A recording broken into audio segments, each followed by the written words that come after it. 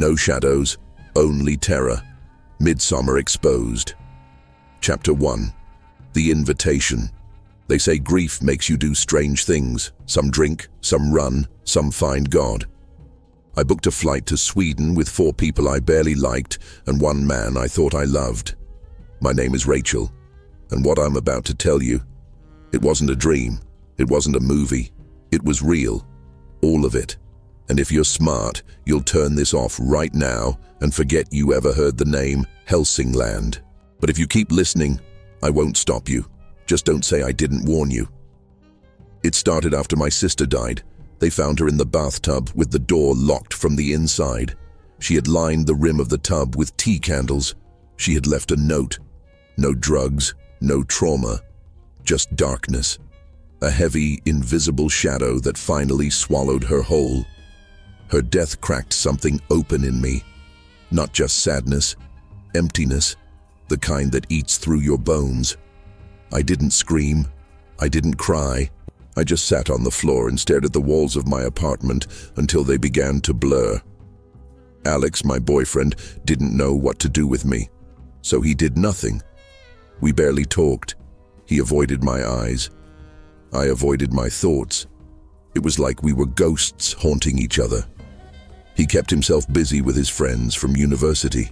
He was working on his thesis, something about cultural traditions and ethnographic rituals. I stopped asking. Then one evening, he came home and mentioned a trip. Sweden, northern Sweden, a place called Helsingland. Pelle, one of his classmates, was from there. He was inviting a few of them to experience Midsommar with his family's commune, a once-in-a-lifetime opportunity, anthropological gold. I expected to be left behind, but at the last minute Alex asked if I wanted to come. I said yes, not because I cared about Swedish folklore, not because I wanted to reconnect. I said yes because I had nothing else. I needed to be anywhere but my apartment, with its flickering lights and the ghost of my sister in every corner. We landed in Stockholm on a Monday morning. Pelle met us at the airport. He had this quiet intensity about him, like someone who knew more than he let on. His blonde hair was braided, and he wore a woven necklace that looked handmade. He smiled too much, but he was kind. We were 5 in total: Alex, Mark, Josh, Connie, and me. Josh was there to write about the festival for his dissertation. Mark was tagging along for the party. Connie came with her boyfriend Simon. And me. I was just drifting. From Stockholm we took a train north, then a shuttle, and finally a beat-up white van that Pelle drove himself. With every mile, civilization peeled away. Roads turned to dirt paths. Villages disappeared. Trees grew thicker, taller. The light never dimmed. It was disorienting. Even with sunglasses, I had a headache that pulsed like a second heartbeat. The van smelled of lavender and pine. Pelle hummed softly to himself while driving. None of us spoke much. The farther we went, the more I felt something tighten in my chest. After nearly 12 hours, we passed under a large wooden arch carved with strange symbols. Runes, maybe. I didn't recognize them. Beyond the gate, the forest opened into a vast green meadow surrounded by towering fir trees. Pelle parked the van and turned to us. "Welcome home." We stepped out into the light. I remember shielding my eyes and realizing there were no shadows. None. Not under the van, not beneath the trees. Just bright, diffuse light that came from every direction at once. The sun hung high in the sky, but it wasn't warm. It was artificial. Like standing beneath a heatless lamp. People in white robes approached us. Their faces were serene. Too serene. They wore flower crowns and carried baskets of herbs. They greeted us one by one, placing blossoms behind our ears, pressing kisses to our cheeks. Their eyes were pale, almost colorless. "Blessed be the travelers," one of them whispered into my ear. Her breath smelled like sage. They led us through the commune. At the center of the field stood an enormous yellow pyramid with no windows. Around it were longhouses, communal kitchens, a circle of totems, and a towering maypole wrapped in blue and white ribbons. Children ran barefoot across the grass, laughing softly. Birds chirped. The air smelled of honey and soil. No cars, no cell towers, no electricity. It felt like stepping into a fairy tale that forgot how to end. Our sleeping quarters were inside a long barn with bunk beds. No doors, no curtains, just mattresses lined against the walls and wooden beams carved with spirals and names. Pelle handed each of us a white robe folded neatly with our names stitched in blue thread. "You'll wear these for the duration of the festival," he said. "It honors our ancestors." I asked where the bathrooms were. He just smiled and said, "You'll get used to it." Dinner was served outside on long wooden tables. No meat, just grains, vegetables, fermented drinks, and strange mushroom pastes. Everyone clapped before eating. They didn't use forks. After dinner, they brought out instruments, flutes, drums, fiddles. The villagers sang songs in a language I couldn't place. Their melodies were haunting, melancholy, and sweet. I looked at Alex. He was smiling for the first time in weeks. When it ended, we returned to our beds. I lay awake staring at the ceiling, unable to sleep in the light. The sky remained white-blue. Time didn't pass. It melted. Somewhere in the distance I heard bells. Then chanting, then a scream. I sat up, but everyone else was asleep. I got out of bed and peeked outside. In the meadow, a group of people circled something. I couldn't see what. One of them looked up at me. It was the woman who'd whispered to me earlier. She smiled again, but this time it wasn't welcoming. It was hungry. That's when I should have left. But I didn't. And that's when everything truly began. Chapter 2. Never setting light. They told us the sun would barely set this time of year. That the nights were more like twilight. That it was just part of the magic of the season. But what they didn't tell us, what they couldn't possibly prepare us for, was that the light never stopped watching. The next morning, or what passed for morning in a place where time was irrelevant, I woke to the same pale glow pouring through the open windows of the barn. My eyes were dry, my mouth sticky, and my head pounding like I had been chewing on static all night. The others were already up, and I could hear the sound of flutes and distant laughter drifting in from the field. I sat up and found a folded white garment at the end of my mattress. Not the robe from yesterday, this was different, thinner, more delicate. It was covered in floral embroidery and looked hand-stitched, like something a bride might wear in an old fairy tale. My name was sewn into the collar. I dressed and stepped outside. The air was cool and damp. Dew clung to every blade of grass like tiny mirrors, and yet the sky was completely clear. No clouds, no breeze. The air didn't move. Everything felt paused. The villagers were already active. Children braided garlands while older women stirred giant pots over open fires. A group of men stood in a circle, humming low with their hands pressed against each other's backs. No one looked at me, but I felt seen. Like the moment I left the barn, 100 invisible eyes snapped open. I spotted Alex near the edge of the field, speaking with Pelle and a few elders. Their body language was strange, close, reverent. Pelle placed a hand on Alex's shoulder and leaned in to whisper something, and Alex nodded slowly, as if receiving a sacred instruction. He didn't see me, or if he did, he pretended not to. Breakfast was served in silence. We sat at a long wooden table under a birch arbor. Wooden bowls were passed down, grains, berries, thick yogurt with golden streaks of honey. At the center of the table stood a tall staff adorned with dried herbs and what looked like bird skulls woven into garlands. No one spoke. Not even Mark, who normally couldn't shut up. Halfway through the meal, a bell rang. Everyone stood up at once, turning toward the pyramid. The doors at its base opened slowly, creaking like ancient bones. and out walked two villagers, an old man and an old woman. Both wore cloaks of moss and wildflowers. Their faces were painted white, their eyes closed. They looked half dead. The villagers began to sing.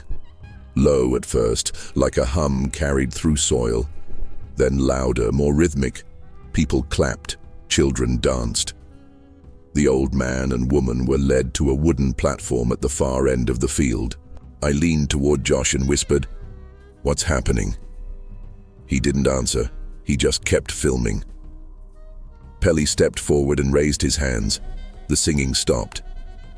"In this sacred time," he said, "we honor the cycle of life, of birth, bloom, and return to the soil. Today our elders give themselves back to the roots." The platform was raised by ropes and pulleys, hoisting the two elders into the air. Not high, maybe 20 feet. They stood there perfectly still, hands folded.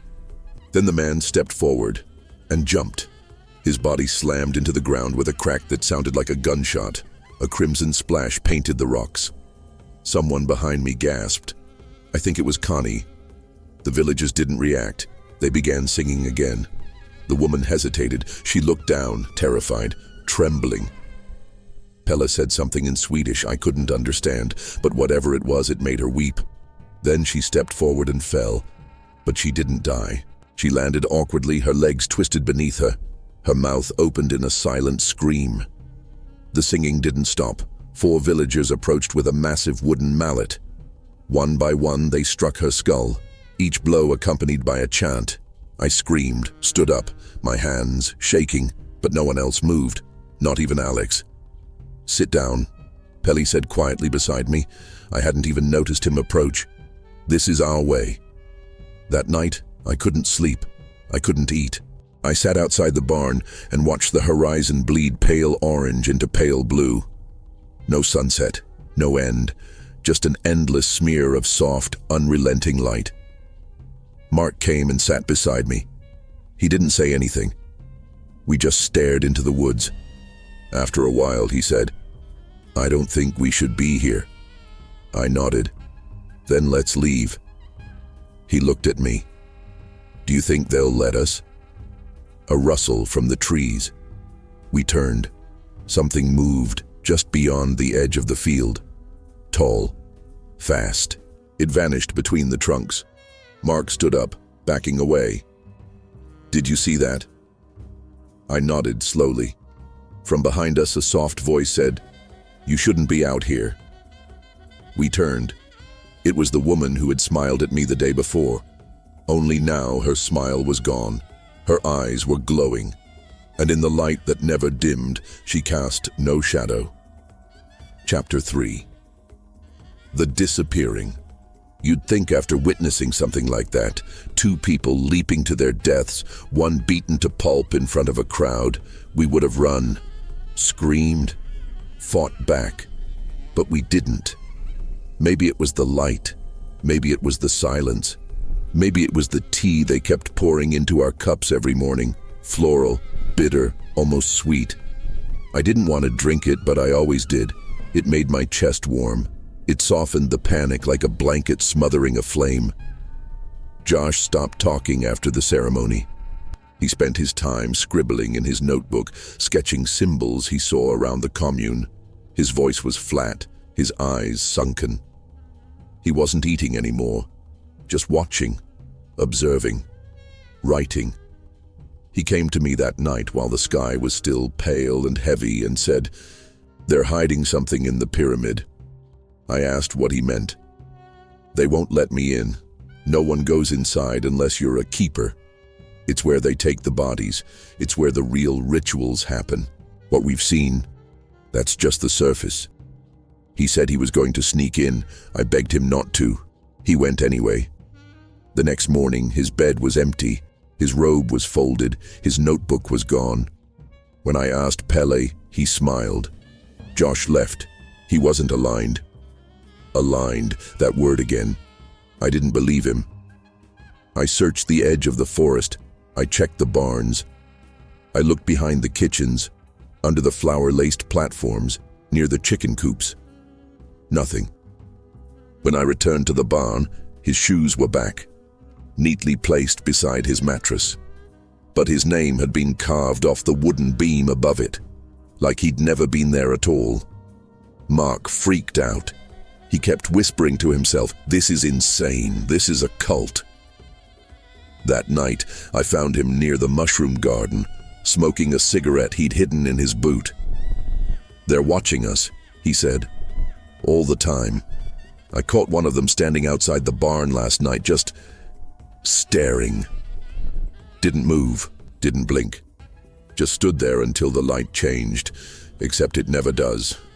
So how long was he there? We planned to leave. He had a stolen map, sketched from a wood carving in the kitchen, a path through the forest that led to a main road, 8 kilometers, maybe more. We agreed to sneak out the following evening, while the others were distracted by the feast. But when evening came, Mark didn't show. His bed was empty. His cigarette pack was still there, half full, untouched. Connie and Simon were next.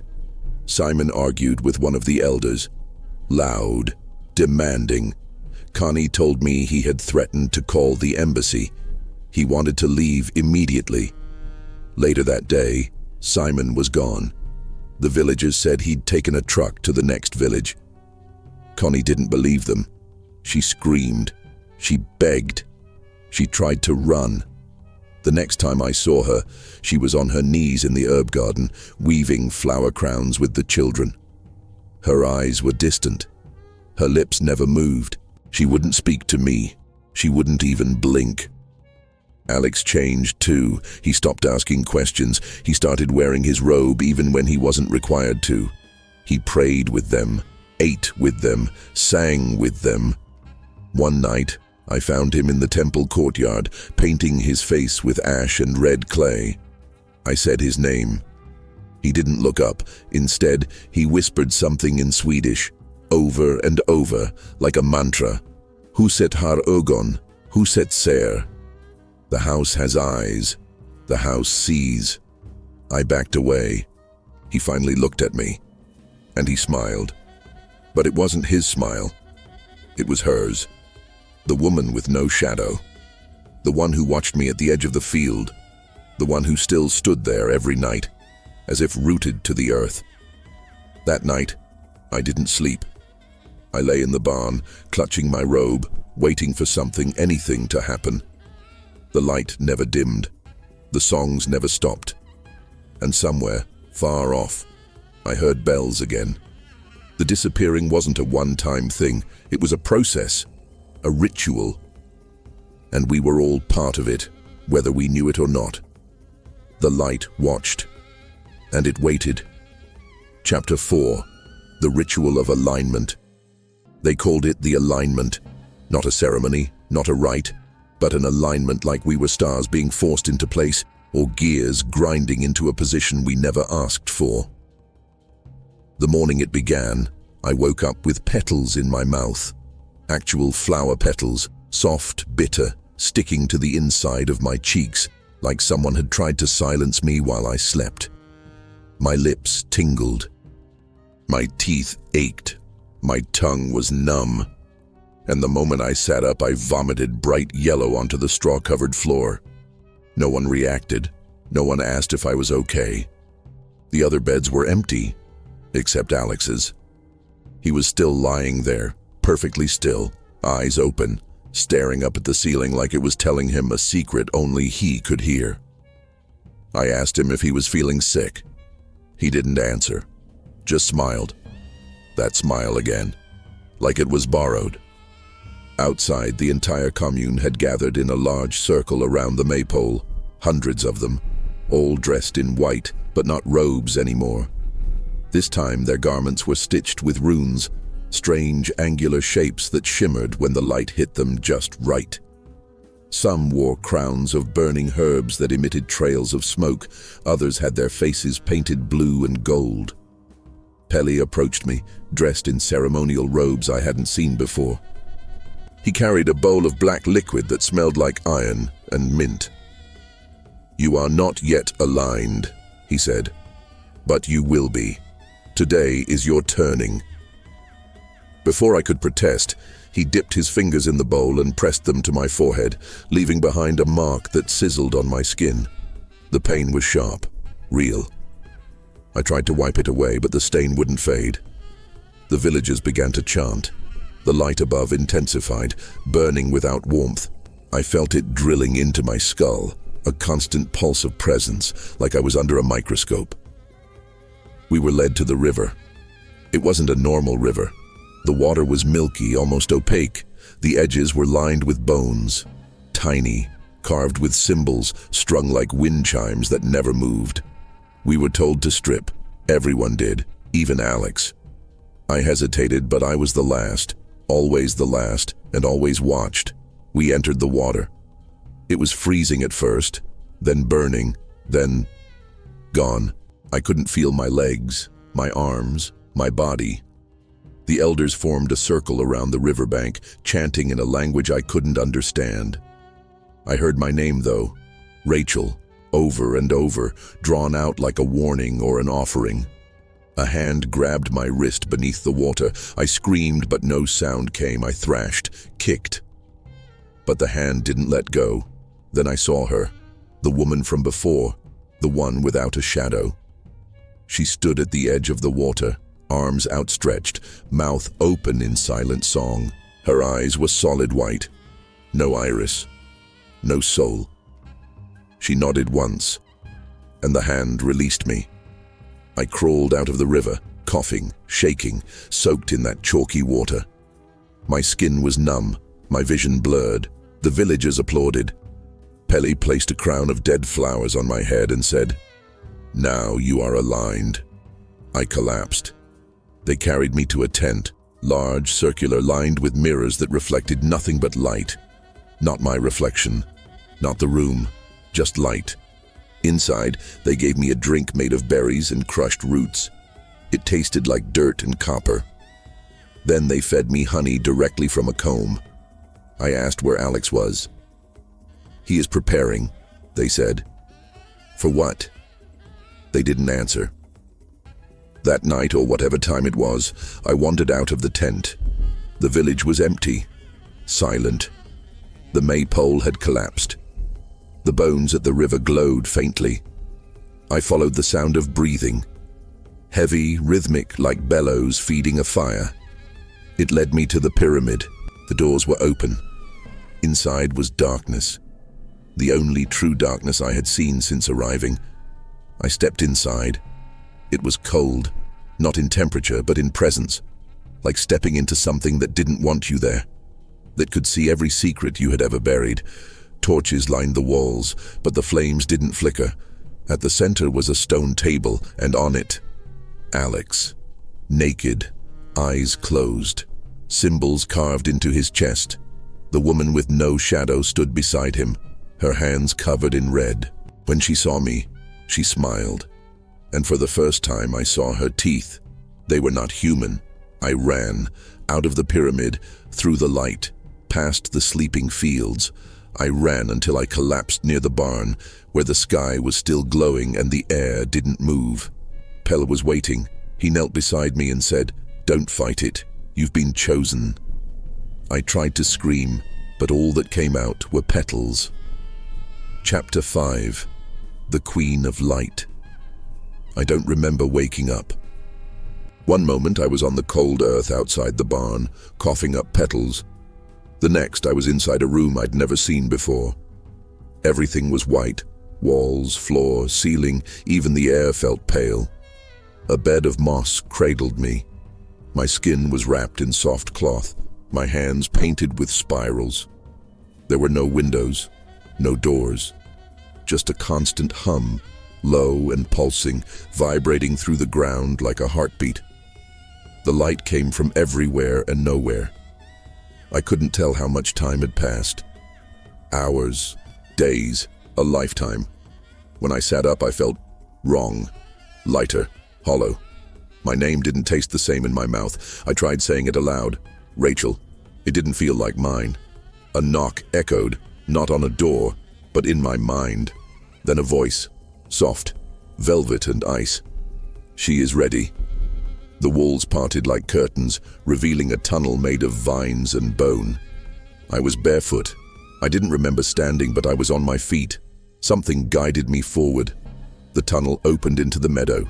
The sky was the same shade of diluted gold it had always been, but the villagers were dressed differently now. No more simple robes. They wore feathers, ash, silver chains that clinked with every breath. Their faces were painted in patterns that twisted as they moved. At the center of the field stood a throne made of antlers, dried roots, and moss-covered stones. It looked like it had grown from the earth. Alex was there. He stood beside the throne, his eyes completely white, lips marked with crimson symbols. His chest bore the same runes I'd seen carved in the pyramid. He held a staff topped with a skull wrapped in ivy. He smiled at me, and I knew in that moment he was gone. They began to sing, low, guttural tones rising from deep within their chests. The sound didn't come from mouths, but from the earth, the trees, the air itself. They called me forward. I wanted to run, to scream, to wake up. But my body moved on its own, like I was being pulled by invisible strings tied to the marrow in my bones. They sat me on the throne, placed a cloak over my shoulders, woven from hair. Human hair, some dark, some blonde, some red, all braided tightly together. On my head, they placed a crown of twisted thorns and glowing mushrooms. A woman stepped forward, the same one, always her, the one with no shadow. She knelt before me. "You are the Queen of Light," she said, "the bearer of the cycle, the last chosen before the reset." I whispered, "What does that mean?" She placed a finger on my lips. "You will see." The villagers began to dance, a slow, spiraling motion around me. They chanted in tongues I couldn't comprehend. Children threw dried flower petals into the wind. Drums beat like a second heart. And then I saw them. Josh, Mark, Simon, Connie. They stood at the edge of the woods, pale, still. Their eyes were hollow, their mouths sewn shut with golden thread. Their robes were tattered, soaked in sap and blood. I blinked, and they were gone. No one else saw them. Alex stepped forward and knelt beside me. He pressed his forehead to my knee. "You saved me," he said. "Now I serve you." "I didn't save you," I whispered. But he didn't respond. His eyes rolled back. He began to convulse. Foam poured from his mouth. The villagers clapped. The drums grew louder. Someone screamed, and I realized it was me. The woman with no shadow leaned close and said, "This is the harvest, the moment before the dark. The queen must choose." Two villagers approached, dragging something behind them. A body. It was Pele, beaten, bloodied, barely breathing. The woman said, "He brought you. He offered you. He must now be judged." They placed a curved blade in my lap. I shook my head. They began to sing louder.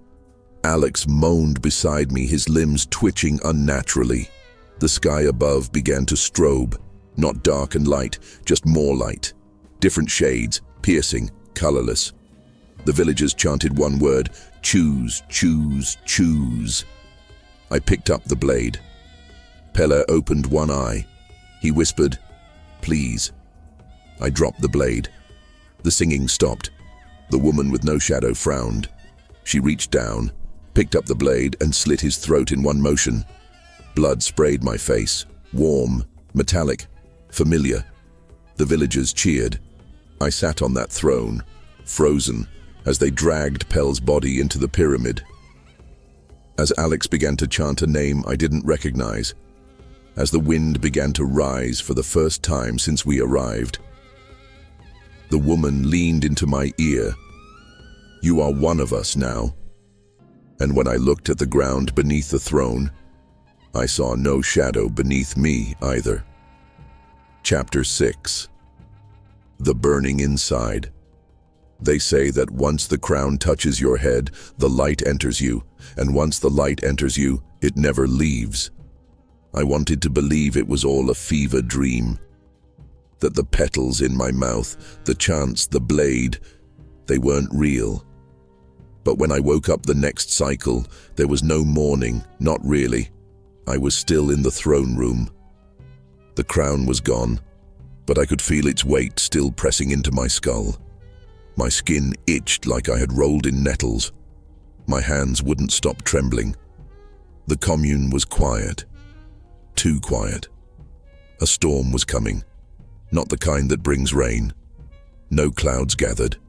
No thunder. But the air shifted, thickened, like everything was holding its breath. The villagers began preparing the temple.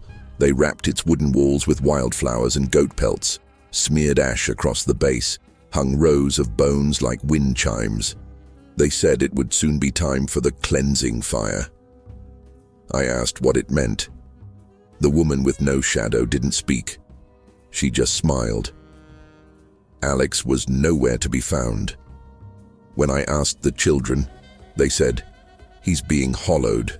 The words slid off their tongues like honey, innocent, rehearsed, like a nursery rhyme passed down for generations. I snuck away that afternoon. I hadn't dared leave the boundaries of the commune before, not alone. But I needed answers.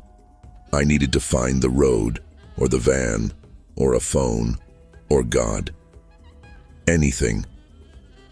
The path through the forest was overgrown, but I followed the faint indentation of foot traffic. My legs moved on instinct. I didn't know where I was going, only that I had to go. An hour passed, or a minute, or a year. The forest didn't end. Eventually, I stumbled into a clearing. In the center was a stone circle covered in blood and feathers. In the trees, dozens of small wooden cages hung from the branches. Inside each one was a face I recognized. Mark, Josh, Connie, Simon. Their eyes were open, their mouths agape. Their bodies had been hollowed, their skin stretched over wooden forms, preserved like dolls, staring at nothing, at everything. I fell to my knees and vomited until my throat bled. A hand touched my shoulder. It was Alex. His face was calm. His robes were red now, soaked in something darker than dye. His eyes were 2 silver coins pressed into his skull. "Why?" I whispered. "They gave me purpose," he said. "You gave me purpose. You're not him anymore." He smiled. "Neither are you." I ran. He didn't chase me. He just stood there watching as I tore through branches and thorns back toward the open field. I was bleeding, scratched raw, breathless. But I made it back. Only it wasn't the same. The barn was gone, burned to ash. The longhouses were empty. The sky had turned gold red. The air buzzed, a constant vibration, and the villagers, hundreds of them, stood in a circle around the temple chanting. At the center of the temple's threshold stood the woman with no shadow. She called me forward. I didn't move, but my body did. It walked to her, like a puppet on strings. She placed the crown back on my head. "You have seen the truth," she said. "Now you must birth the fire." Inside the temple they had prepared a pyre. Atop it were the bodies of those who had failed to align.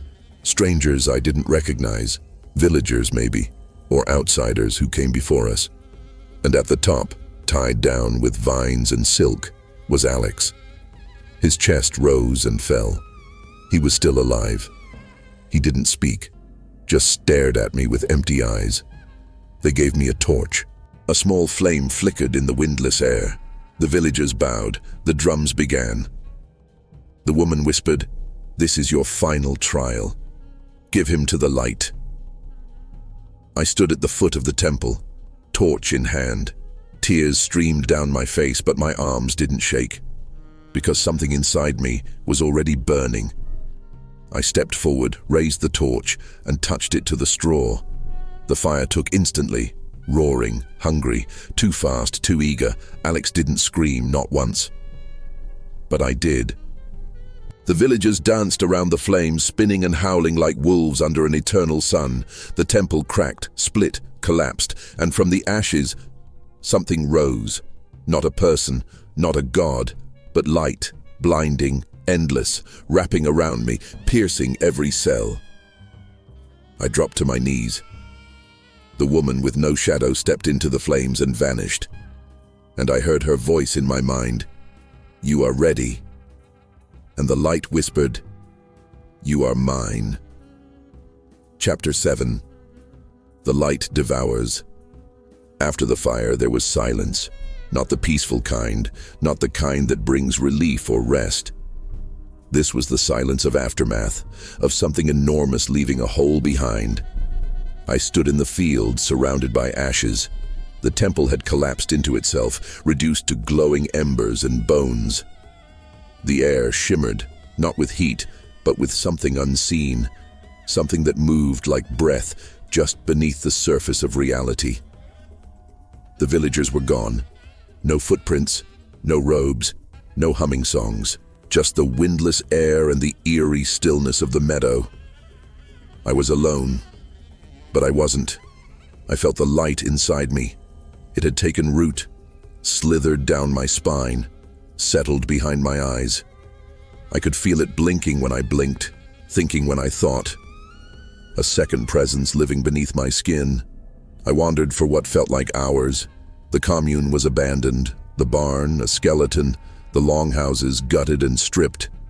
Every herb garden, every stone circle, every ceremonial pole vanished.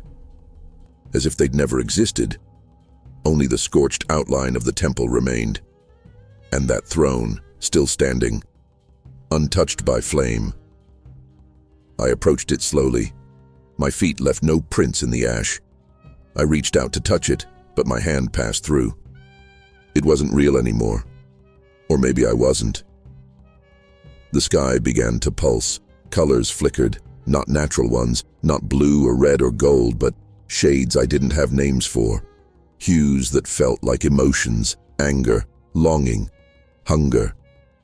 The woman with no shadow appeared in front of me, naked, her skin glowing, her eyes gone, just empty sockets that poured out light. "You have passed through fire," she said. "Now you must feed the sun." I asked what that meant. She reached out and pressed her palm to my chest. The world folded. I was no longer in the commune. I was in a memory, but not mine. I stood in the middle of a great hall made of bark and bone. Candles lined the walls. The floor was covered in furs. People knelt before a massive effigy, half woman, half deer, with wings made of human arms. They chanted, they cried, they tore open their own skin and offered blood into bowls. The queen stood at the front. Not me, an ancient version, her face blurred, her crown made of antlers and flesh. She screamed, and from the scream, the light poured out. The room burned. Everyone burned. I blinked, and I was back in the meadow. The woman stood beside me. "This is the way," she said. "The old way. The cycle must continue." I collapsed. The light inside me pulsed once, twice, then flared. Suddenly I knew. I could see all the queens before me, every woman chosen, every soul devoured, a lineage of light. None of us survived it, none of us stayed human. We became vessels, beacons, monsters wrapped in petals. The woman began to fade. Her skin cracked, light poured from the fractures. She reached out to me one last time, and I took her hand. Her body crumbled into dust. The light remained, and flowed into me. Now I was alone, truly alone. But I could feel the world shifting. The light wanted more. It whispered of a town nearby, of people grieving, wandering, searching, like I once was. It needed them. Through my eyes, it would find them. The crown had not been burned. It sat on the ground, perfectly whole. I picked it up, placed it on my head, and I smiled. Because the light wasn't just inside me now. It was me, and I was hungry. Chapter 8. No shadows, only terror. I left Hälsingland as the new sun rose. But the sun never set. It followed me.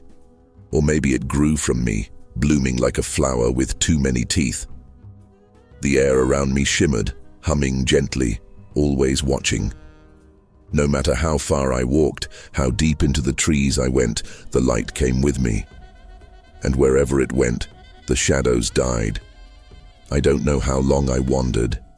There were no roads, no markers, just an endless forest bathed in a brightness that refused to fade. I didn't need food. I didn't need water. I didn't even feel tired. I was something else now, something made of breath and ash and light that could not be switched off. Eventually I found the edge. It looked like a clearing, trees thinning, power lines humming in the distance. A town just beyond. One of those quiet northern villages, the kind with 3 streets and a church steeple taller than the houses. I stood on the edge of the woods, barefoot and wrapped in the crown of queens. And I waited. They came eventually. The first man was a hunter carrying a rifle and a pack of cigarettes.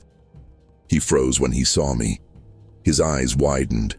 His cigarette fell from his lips. "Are you lost?" he asked.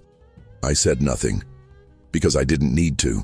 He stepped closer, and the light leapt from me. I don't know what he saw, but he screamed, dropped his gun, ran the way he came. I walked on, into the town, past homes where curtains twitched, through streets where children played seconds earlier, now empty. Past the post office, the grocery, the schoolyard, people watched from windows. The sky dimmed, but not from clouds, from me. I walked to the church and stood in front of the door. It was locked. I placed my hand on the handle. The metal melted. Inside, candles flickered and died.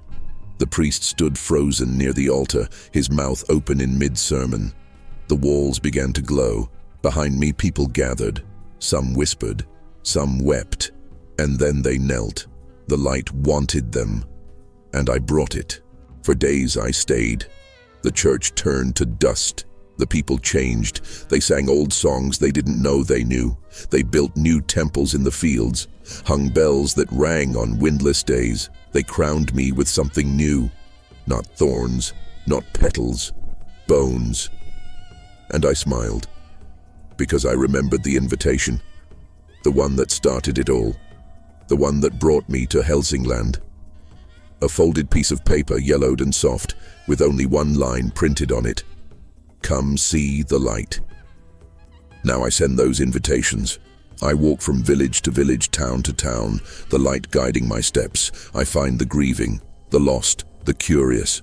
I tell them of a beautiful place where the sun never sets and the earth sings to your soul. And they believe me. Of course they do. Because they want something more. And the light, it promises everything. But there's a cost. And when they arrive, dressed in borrowed robes and hopeful smiles, they find me waiting at the edge of the field, where no shadows fall, and I whisper, "Welcome home." Then the drums begin, and the cycle starts again, because the light must be fed, and I am its queen, its voice, its vessel.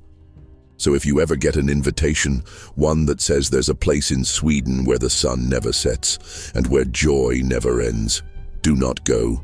Do not follow the path. Do not drink the tea, because once you see the light, it sees you, and it never ever stops watching. Subscribe to Crazy Real Horror Stories for more terrifying tales based on real folklore, rituals, and the darkness hiding in plain sight.